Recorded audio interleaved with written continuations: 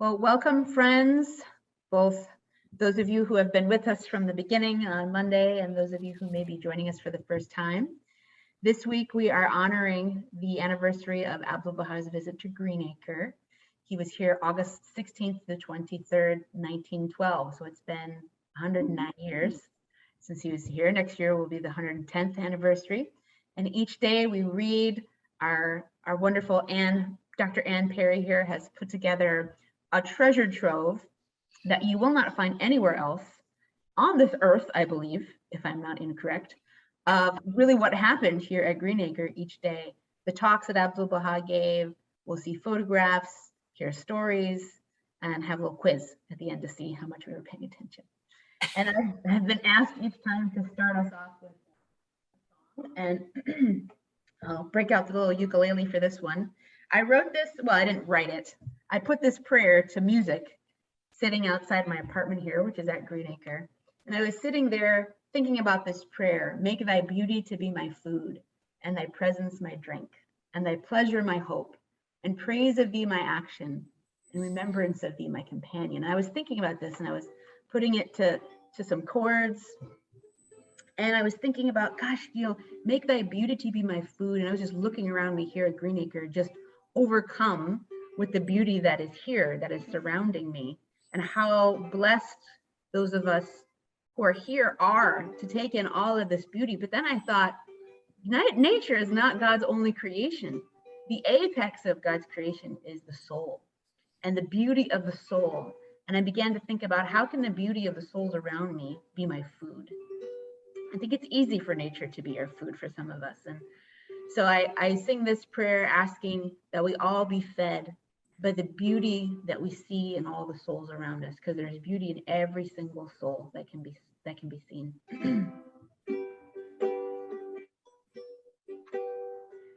Make thy beauty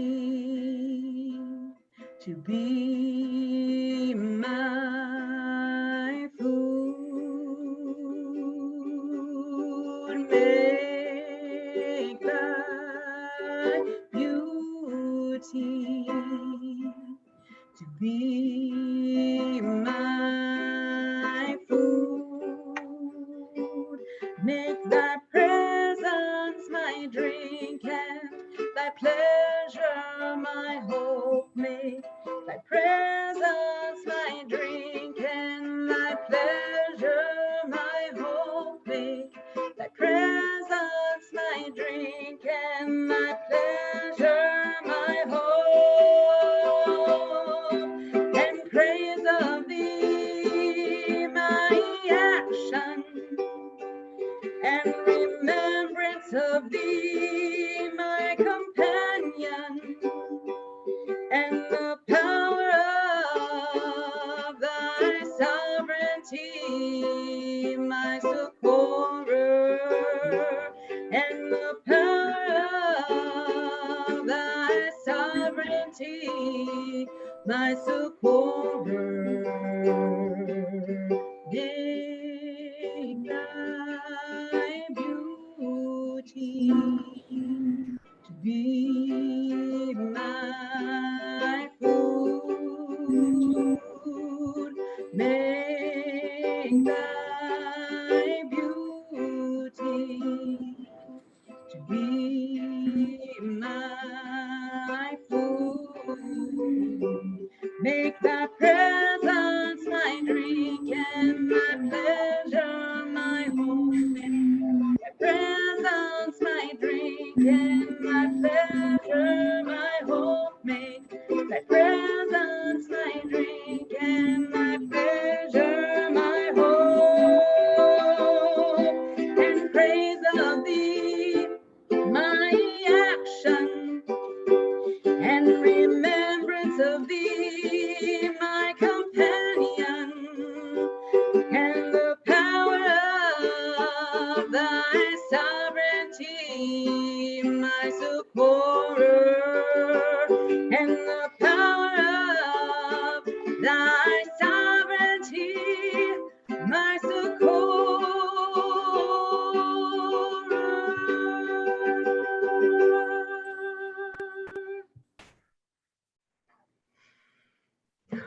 today, let us make the beauty that we will see in Abdu'l-Bahá.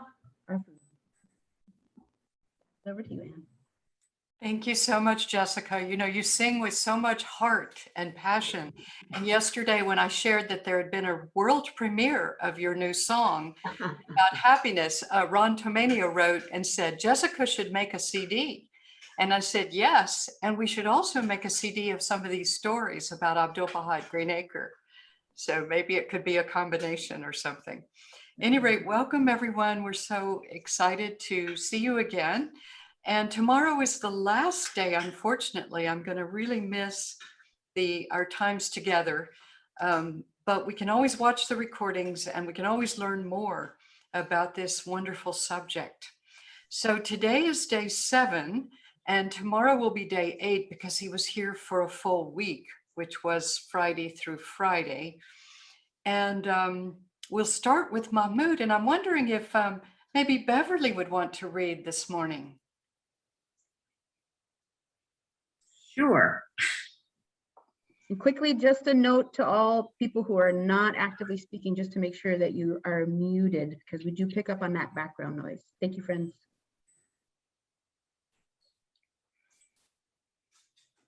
Mahmoud writes, so many assembled this morning in the master's room that there was no room to stand. The master said that it was not possible to speak to each individually. Therefore, he stood in front of the group and spoke about the teachings and divine exhortations. At one point, he said, I hope that the harvest will be reaped from the seed sowing and that it will receive heavenly blessings.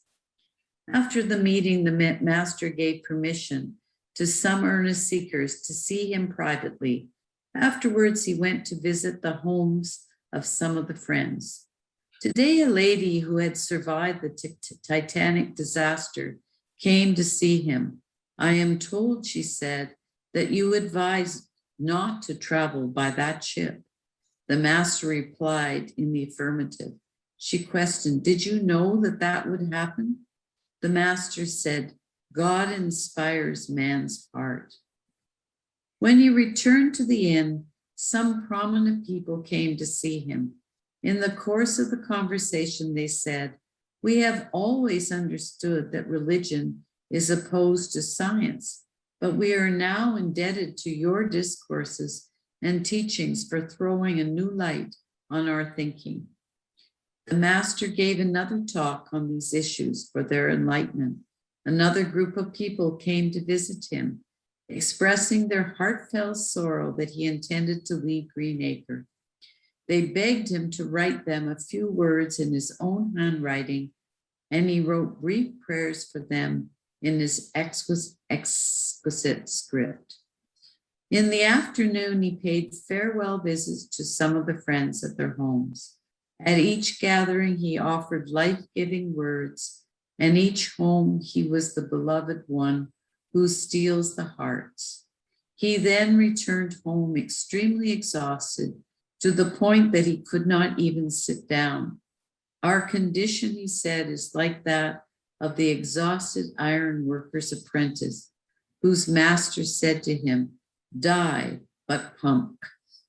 After a brief rest, he went to the hall of the Aryan Union and gave a talk on unity among the races, the elimination of prejudice amongst the peoples and nations, and the necessity for the oneness of the world of humanity in this enlightened age.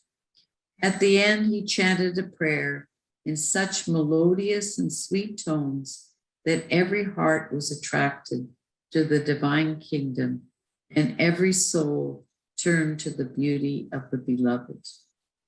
Thank you. And that must be a theme today, beauty, as Jessica sang that prayer, and now we have this reference to the beauty of the beloved. So it is sad to think about Abdu'l-Bahá getting so tired. And yet in another passage, he talked about the spirit and how the spirit enkindled would give us energy. And I'm paraphrasing here, but certainly keep us going. And that is certainly true in his case. Also, the emphasis on the elimination of prejudice and the oneness of the world of humanity. So this is one of the central themes of his talks at Green Acre, along with the investigation of reality.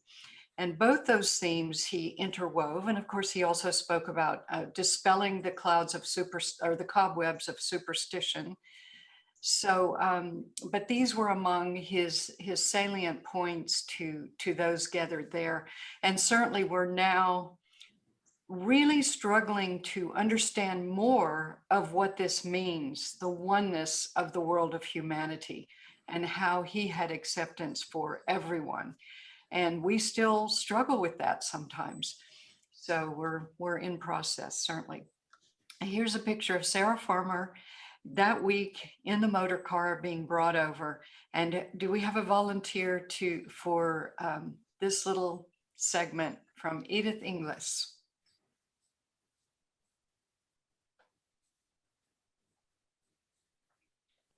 I will. Okay.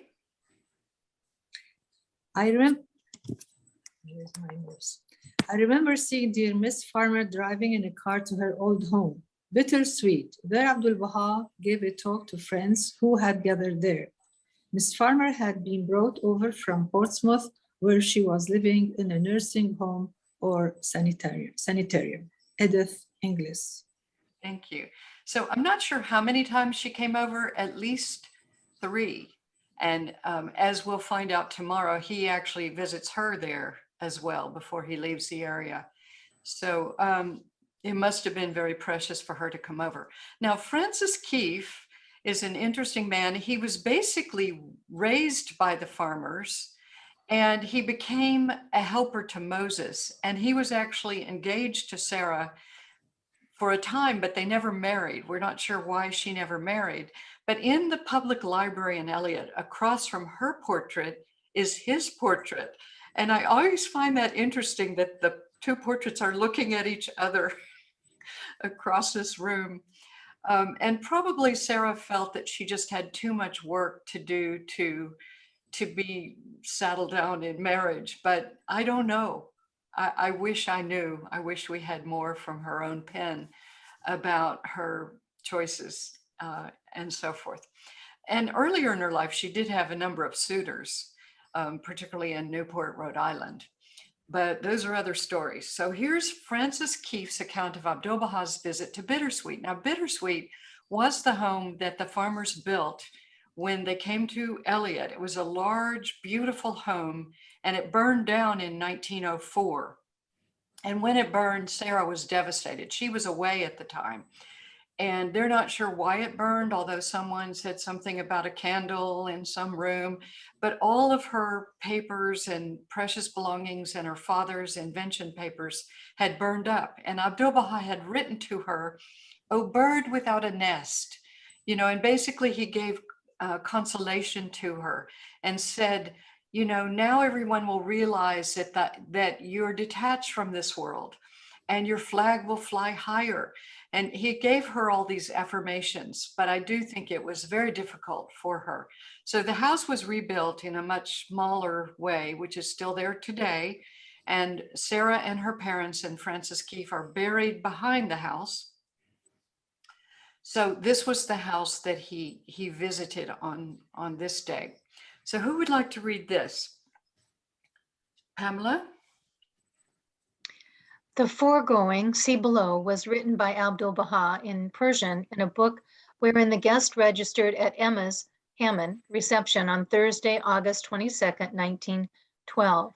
The same will be preserved as a souvenir of the visit of the Persians and the master's great love for dear Miss Farmer. After resting and sleeping for over an hour in Miss Farmer's suite, he expressed great pleasure and joined the group of people assembled. He paid a glowing tribute to Miss Farmer's Green Acre and said how much he prized his stay amid the sacred places. He summed up briefly what the purposes were and offered congratulations because such a center had been provided. It meant much and would mean more in the future for more than was possible for some to appreciate at present. It was and would remain a center of all truth despite any combinations or speech to the contrary. The Lord has blessed it and blessed its founder, and blessed its founder. And like the tree, her work had borne fruit and would continue so to bear until all was accomplished in the spirit of love and justice. So this is a wonderful statement of affirmation, and it came before there was a lot of controversy about who owned Green Acre, and there was court cases, and finally it went to the Baha'is, right? But also this idea, so it was somehow protected by God, you know, and blessed because of Sarah's consecration to the vision and to the place. And then the fact that she's blessed and that it would continue to bear fruit. So it's still in process today of bearing fruit. And, you know, we can visualize a great and wonderful future. So now, Nigel, would you like to read this beautiful prayer? I know it's short, but it's a lovely prayer by Abdu'l-Bahá that he wrote on the occasion here at Bittersweet. Prayer by Abdu'l-Bahá in the guest book at Bittersweet. He is God. O thou kind Lord, this is the house, the home, and the nest of the dove of peace and concord. Thy dear maidservant, Miss Farmer. O God, bless this house and ignite the lights of oneness in the world of humanity. Verily, thou art the Almighty, the powerful. Abdu'l-Bahá. Thank you. It's lovely to think of his spontaneously revealing prayers for various people and at various times. And it's also interesting to think about the houses where he napped. And Jessica and I were talking about this earlier, how in Roger's cottage, he had napped in the front room. And then yesterday we learned that he took a nap at Prime House, which is Winter Hill at the base of Montsalvat, and then here at this home. So all these places have these sacred connotations. And we did find out from Roseanne that Kate Ives' house still exists and it's near the library. So I'm sure Jessica's going to research that one. Let's see, I had another thought, but it disappeared. Okay, so we'll come back to that. Oh, I know. Jessica once told me, maybe you could share this with the friends, Jessica, about how you vision these two people, Sarah and Abdu'l-Bahá, helping you at Green Acre. Well, I mean, there's not much more to say than that. Yeah, I would just say prayers, and I would often imagine Abdu'l-Bahá on my right and Sarah Farmer on my left, and just asking them to inspire and to guide and to give us not only the energy, but the clarity to know the way forward. That's all. Oh, that's wonderful. And that you're there and doing that and visualizing these two helping you. Okay, now here's a little section. So who would like to read this? Can Francesca try? Sure. We'd love to hear from Francesca. A Mr. Toby, Mr. Toby, an elderly townsman, an elderly townsman who enjoyed many Green many Green Acre Acre activities and used to drive many of of the friends about about with his horse and carriage. and carriage. A surrey A surrey with the fringe with the friends on top, on top drove Abdu'l-Bahá up to Lanier Camp, Lanier Camp, a a couple of miles up the river. There, There, he inspected, he inspected everything and gave a talk to the campers. After the drive, Mr. Toby made the comment, he is a nice old man. he did English. Edith English. Thank you so much. That was so wonderful. People are putting their hearts up now. Interesting how not everyone saw Abdu'l-Bahá in his sublime essence, right?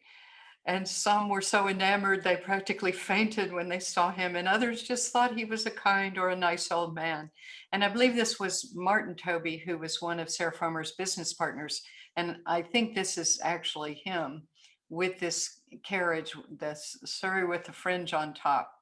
And here's not a great picture, but of Lanier Camp and the crafts barn that Abdu'l-Bahá visited.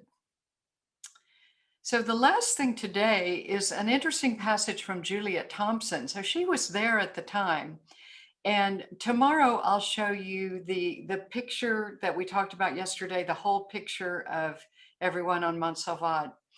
And I mentioned that Juliet was looking to the master, not posing for a picture, but looking toward the master. So we know that she had already seen him in Switzerland and France, and then in America before this point, and then she came up to Green Acre. So she was like a groupie following Abdu'l-Bahá. She had also met him in Acre originally. So this is from her diary written in 1947 of her memories. And perhaps we can share this reading. I know some of us feel passionate about Juliet. And so we'll just, who would like to start us off with this? And then we'll just, have volunteers pick it up. I'd be happy to, Anne. Okay, go ahead, Laura.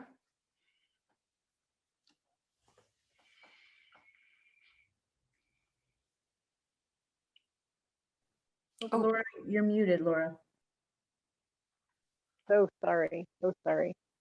If only I had written of Greenacre day by day when we were there with him. There are unforgettable things, but so many details, precious details, have slipped away. When we arrived at the Greenacre Inn, the master met us at the door with his loving marhaba. Then he drove me to the dining room. Then he drew me into the dining room. He does not want, he asked in English. I can't tell the truth then, but of course he knew. I think this is referring to her mother, who was not a Baha'i at the time, but she came up with her. So it's a little, and marhaba means welcome.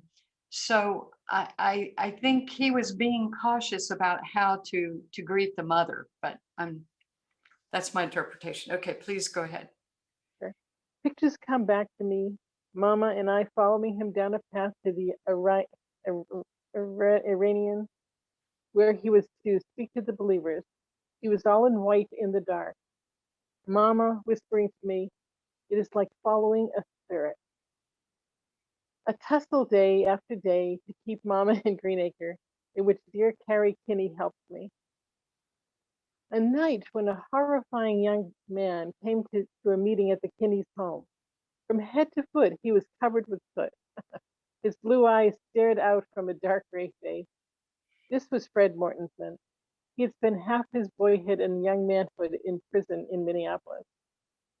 Our beloved Albert Hall, who was interested in prison work, had found him and taken him out on parole and given him the Baha'i message. But Albert Hall was dead when the master came to America. Fred Mortensen, hearing that Abdu'l-Bahá was in Greenacre and having no money to make the trip, had ridden the bumpers to his presence. He came into the meeting and sat down and was very unhappy when the master, pacing back and forth as he talked, took no notice of him. It must be that he knows I stole a ride, thought Fred, who told me all about it afterwards. But no sooner was the meeting over and the master upstairs in his, but no sooner was the meeting over and the master upstairs in his room than he sent for Fred. Fred had said nothing to anyone about his trip to the bumpers, but the minute he entered the upstairs room, the master asked, smiling and with a twinkling eye, how did you enjoy your ride? Then he took Fred's hand in his soot-covered cap and kissed it. Years later, during the First World War, when the Americans believers sent $10,000 for the relief of the starving Arabs, the messenger they chose to carry the money through the warring countries was Fred Mortensen. The master declined the $10,000, relieving the Arabs himself by his own hard labor. He went to his estate near Tiberias and himself plowed the fields there, then stored all the grain in the shrine of the Baha. For this, he was knighted by Great Britain when British rule replaced Turkish in Palestine. Thank you. I want to interject real quickly. If you all want to learn a little bit more about this, our webinar from last Saturday, the one after Anne, my brain just blanked.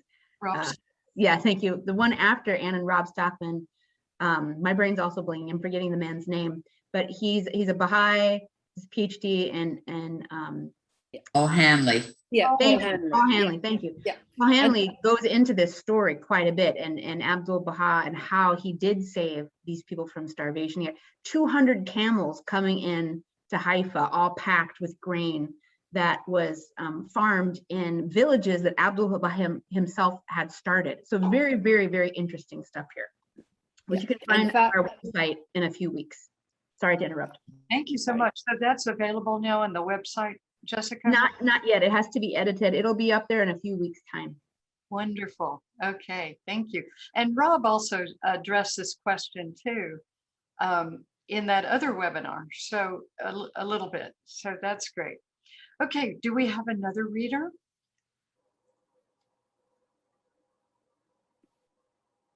I can read. But to return to Green Acre, one day the master, speaking from the porch of somebody's cottage, while the believers sat on the grass below, made this fascinating statement. We are in affinity now because in pre-existence we were in affinity. Let's ask him what he means by that, whispered Carrie to me. So in the evening, while the master was in our room, Mama's and mine, and Carrie was sitting there with us, I put the question to him. I will answer you later, he said, but he never did outwardly. In a minute or so, Mama, with that funny boldness of hers, which would sometimes burst through her timidity, said, Master, I would like to see you without your turban. He smiled. It is not our custom, Mrs. Thompson, to take off our turbans before ladies, but for your sake, I will do it. And oh, the beauty we saw then. There was something in the silver hair, flowing back from his high forehead, something in the shape of the head, which, in spite of his age, made me think of Christ. Thank you. In that lovely Irish accent. Thank you, Anne. Okay, a final reader.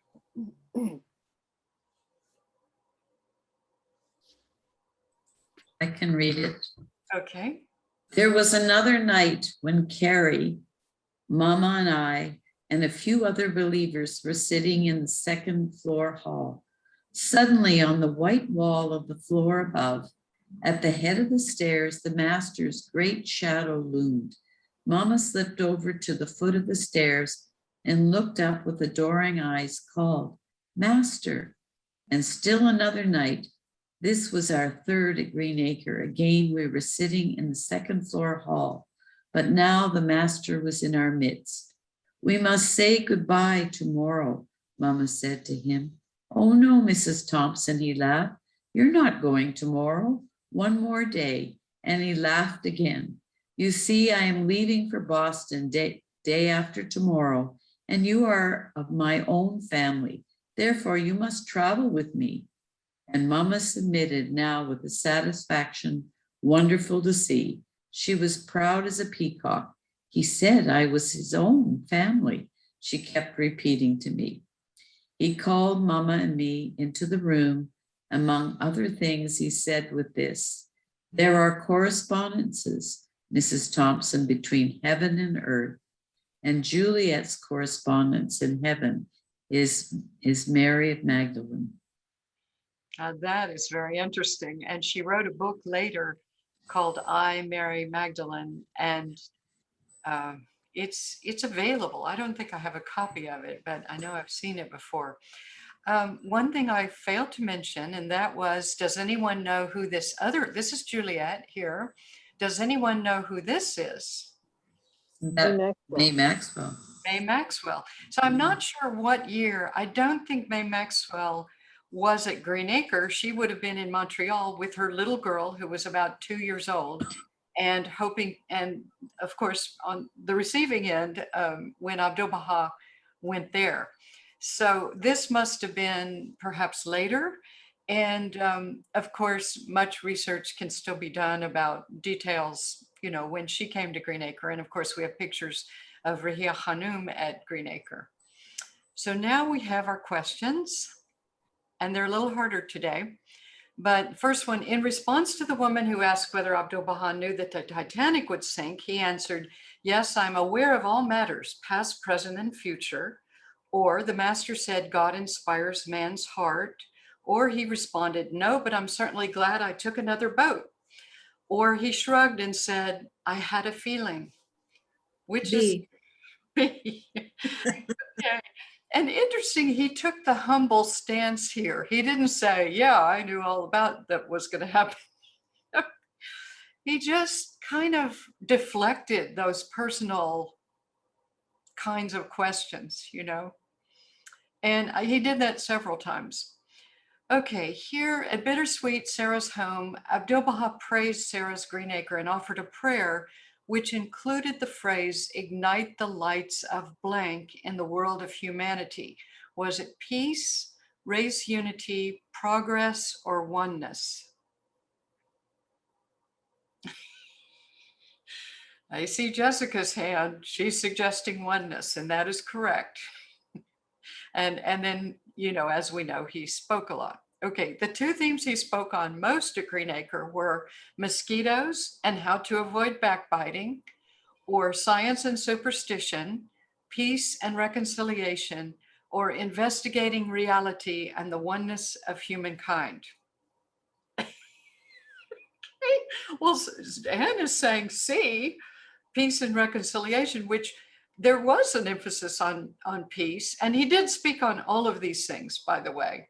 But the answer here, tough question. It is a tough question, but I think the most, you know, evidence. Now we could go through his talks again and see, but I believe, this is my opinion, that the investigating reality and the oneness of humankind were his two most repeated themes, but certainly he touched on these other things.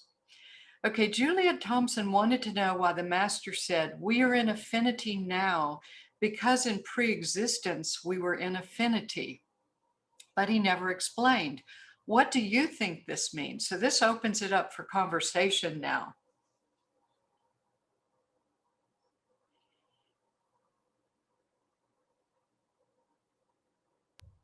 To take the other side of it, we are told that when we go to the next world, we will recognize our husbands and wives and dear ones. So we're in affinity now, and we will be in affinity then. I think this is the same thing, but from a different angle. Anyone else? I too am confused by it, because Shoghi Effendi says humans are not pre-existent. Only the manifestations are pre-existent. So how on earth can the master say that he and humans are in affinity because in pre-existence? Because if I wasn't pre-existent, how could there be a pre-existent relationship? I'll give a stab at it.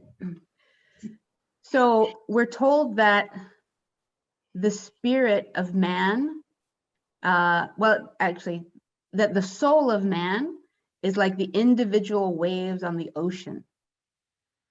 But we all come from the ocean, and the soul is the individuality of the ocean. But while we weren't pre-existent, we were still part of the ocean. We're still rays of the sun, and the sun is pre-existent. It's our origin. And there's no such thing as time in the world of the spirit. So we all come from that place, and we're all united in that place before we were individuals. This is my very limited personal understanding. Take it with a grain of salt. Well, thank you for suggesting that, Jessica. And I do think it relates to the fact that our minds are bound by a sense of time and space, and that in reality, so I wanted to actually share another quote that relates. And this was a great consolation to me when I was wishing for a time machine to go back in doing research. And so I read this quote, and then I started to think differently about time and space. So how about Nigel? Would you like to read this quote right here? Traversing time and space, for any movement animated by love moveth from the periphery to the center, from space to the day star of the universe. Perchance thou deemest this to be difficult, but I tell thee that such cannot be the case, for when the motivating and guiding power is the divine force of magnetism, it is possible by its aid to traverse time and space easily and swiftly. Wow. Oh, I didn't know I was unmuted, sorry. It's a powerful quote, and it's a profound reality to contemplate. So it's not like, Midnight in Paris, where the character gets into a car and goes back to the 1920s and then further back. Literally, it's a spiritual reality, and I think there's mysterious things that connect us. And Jessica alluded to that analogy of the ocean and the waves, and how we can't perceive it, particularly maybe in the West, where we think of ourselves as such individuals with these boundaries of ourselves. And we can't really understand this, the bigger picture. And so pre-existence, existence, post-existence, perhaps it's all sort of blended. And I also used to think about the soul as kind of kicking into gear once the body passed away. And yet we already have a spiritual reality that is operating in other worlds. I mean, again, this is interpretation, maybe just a way to think about it, that concurrent to our earthly life, we have an existence that's not bound by this world. So any other thoughts about that? And I know that you had mentioned earlier this week that you said that when you do this work, you get touched on the shoulder, and you can't. It happens to you all the time. And I think all of us, especially when you're working in the faith. Well, I remember one time I was doing some research, a lot of research on the Hands of the Cross, and so I had them in my mind, 10 or 12 of them, like shifting around in my mind all the time. And it got to the point where they were like with me all the time. And I had never felt so close to them. It was actually palpable. So I know that, especially when you're doing work, there is that veil that gets pierced somehow. But it's there for all of us to use. But especially in the faith, and especially now, I think, the spirit world and they and us are just so close to one another, and anyway, that's just one thought. Thank you so much for sharing that. And I'm sure everybody here has their own version of a tale like that, perhaps. It is a mystery why he didn't explain that. And maybe he felt that it was just too much for the believers to understand, in the way that Baha'u'llah felt like explaining the glories of the next world, when he destroyed that tablet because someone rushed into the sea after reading it. Maybe that there is this veil that we're not supposed to understand everything at this point, but that we do resonate in this plane of affinity somehow. Now, I have two more quotes that are quite beautiful here. It is certain that because this gathering has been a divine assemblage, it will never be forgotten, and whenever recollected, it will produce fresh delight. This is my wish. So I often think about how his journey and even just thoughts of Abdu'l-Bahá bring us fresh delight, that he's a figure that we can so readily turn to and resonate with. It's kind of like an intermediary between, ourselves and the manifestation, because he reflects that light. He's the moon of that brilliance. And do we have a volunteer here to read this quote? Distance is annihilated. Whenever an illumined assembly of the friends of God is gathered, Abdu'l-Bahá, although bodily absent, is yet present in spirit and in soul. I am always a traveler to America, and I am assuredly associating with spiritual and illumined friends. Distance is annihilated and prevents not the close and intimate association of two souls that are closely attached in heart, even though they may be in two different countries. I am therefore thy close companion, attuned and in harmony with thy soul. What a beautiful thought, and a mysterious thought too, because how can God and Abdu'l-Bahá and all the manifestations, have the time to pay attention to all of us? And yet there's somehow that divinity that makes it possible. So these are all wonderful things to contemplate. And now the final question was, what inspires you most about this visit of Abdu'l-Bahá to Green Acre?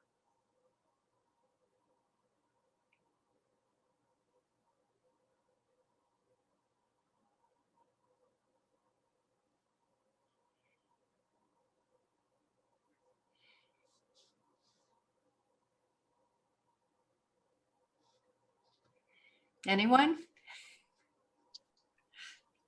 I think there are many things about this visit that are inspiring. Just the fact that he, at his age and with his tiredness, was able to go and go and go. But I had never heard or read his predictions for what is going to happen to Green Acre in the future. And to think that there is going to be a Mashriq Azkar there, to think that there is a university there.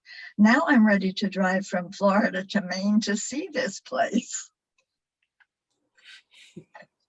I'm so happy you were inspired by that. And I actually read those prophecies. They were first mentioned in an article by Tim Rost, who was a researcher. He moved to India, and I actually saw him in India at Panchgani one day for a few minutes. And I remember reading in Baha'i News, he was very keen on kind of keeping these ideas alive.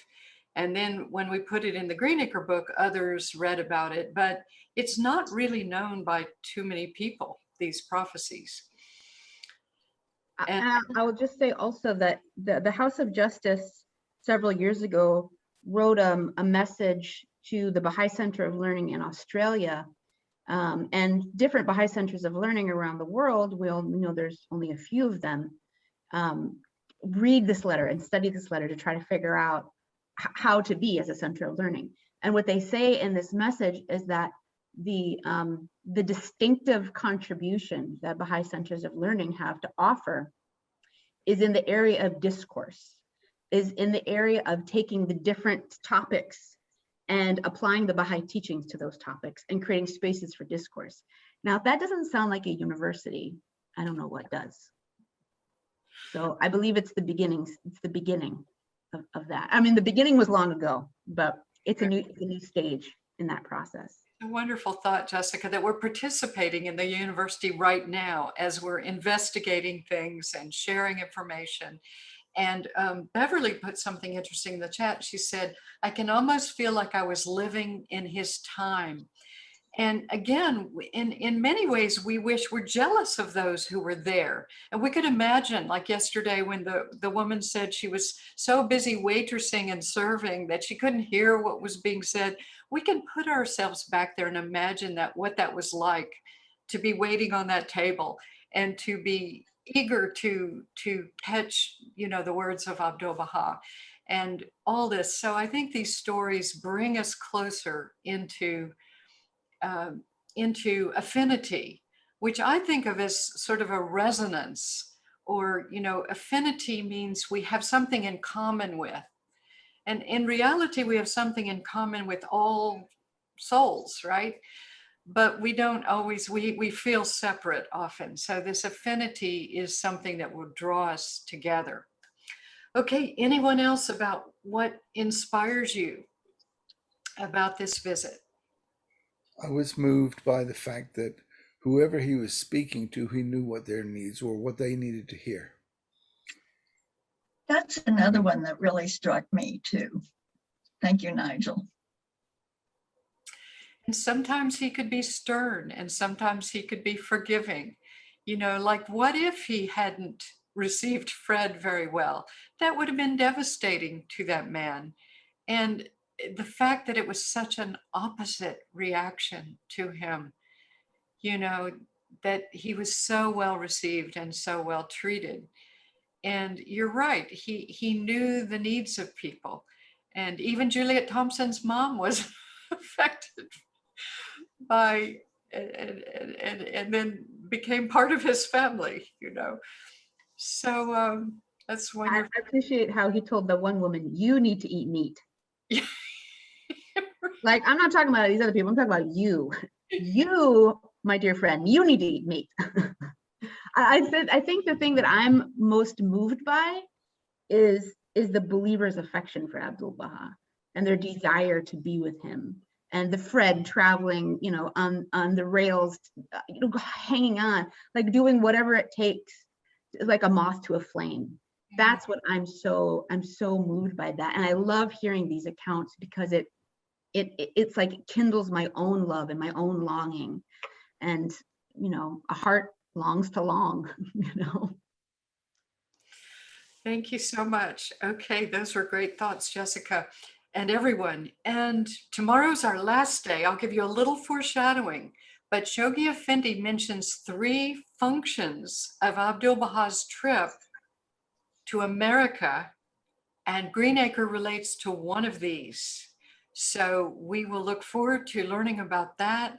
And we'll also show the segment from Luminous Journey about Greenacre that sort of will summarize the whole visit for us.